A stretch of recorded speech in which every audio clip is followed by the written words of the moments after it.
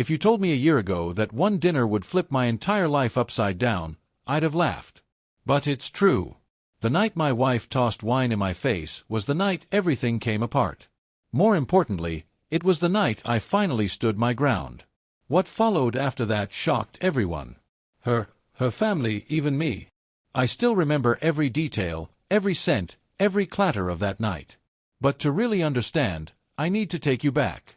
3 years earlier, I married the woman I thought was my forever. Let's call her Anna.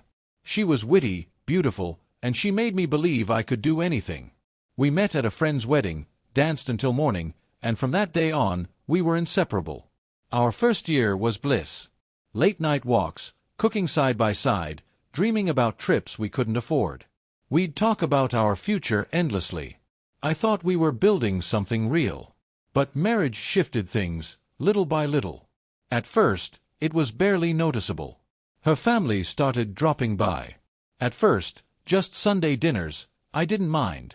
I liked them, or at least thought I did. But then it turned into Wednesday dinners, Friday game nights, Sunday brunches. Her parents, siblings, cousins, even their kids. Our place was never just ours. And every time, I was footing the bill. Groceries, meals, outings, you name it. I told myself that's what families do. But slowly, it stopped feeling like family. It felt like obligation.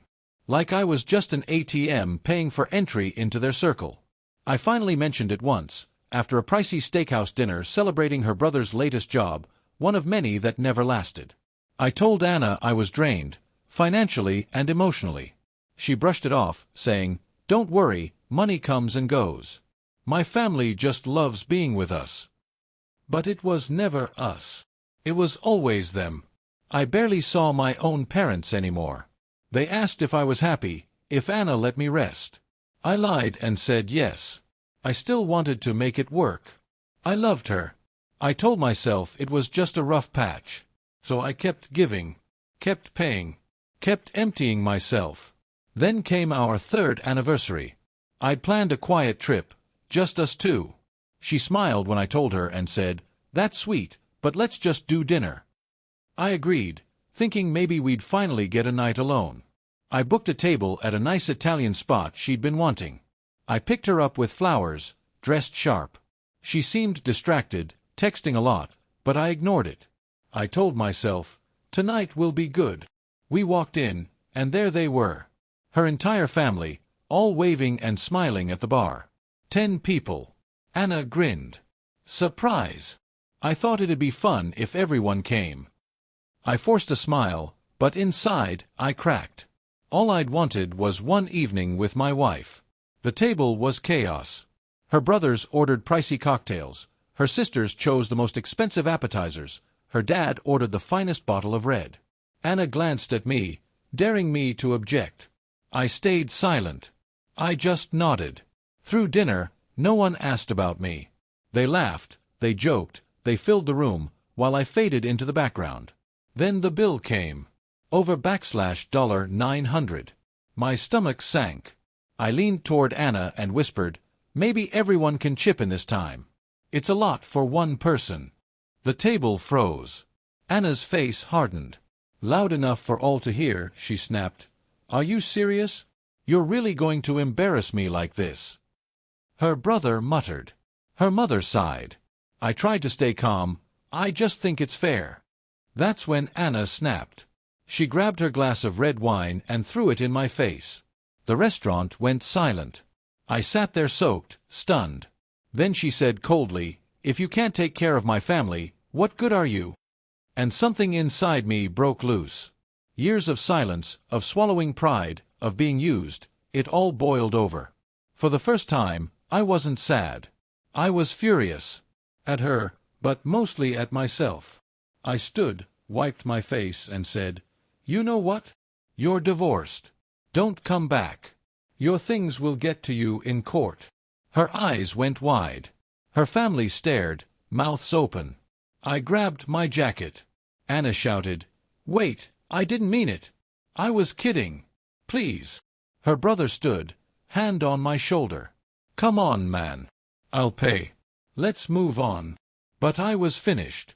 I walked out. The cold air hit like a slap. For the first time in years, I felt free. I booked a hotel that night. Lying in bed, I thought about all I'd given up, my friends, my family, my dignity, for someone who saw me as nothing but a wallet. The next morning, my phone blew up. Anna's texts, long apologies. I didn't mean it. I love you. Please come home. Calls from her family, full of excuses. She was just stressed. She didn't mean to embarrass you. She loves you. But no one ever apologized for using me, for excluding me, for treating me like a stranger in my own marriage. She even showed up at my office crying. I told security to keep her out. I felt numb, but underneath, a strange relief. I called a lawyer. The following week blurred by apologies, threats, promises to change. Flowers, letters, gifts. Her family even reached out to mine. My mom told them to back off. I began to see how cut off I'd been. Friends showed up with beer, made me laugh. My family hugged me tight, said they'd missed me.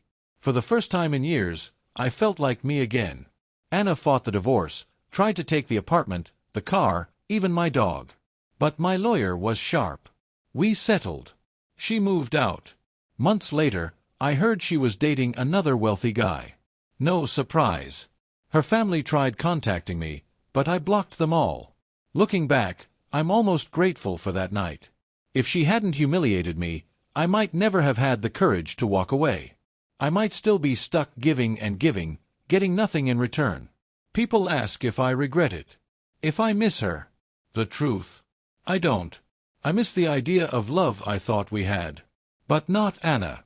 Not the life where I was invisible. Not being drained dry for people who never cared. If you're in that place, used, ignored, stand up. Even if it scares you. Because on the other side of fear is freedom. And sometimes, one brave moment is enough to change everything. So yes, my wife threw wine in my face when I refused to bankroll her family. But what I did next? Nobody expected it. I chose myself. And I've never looked back.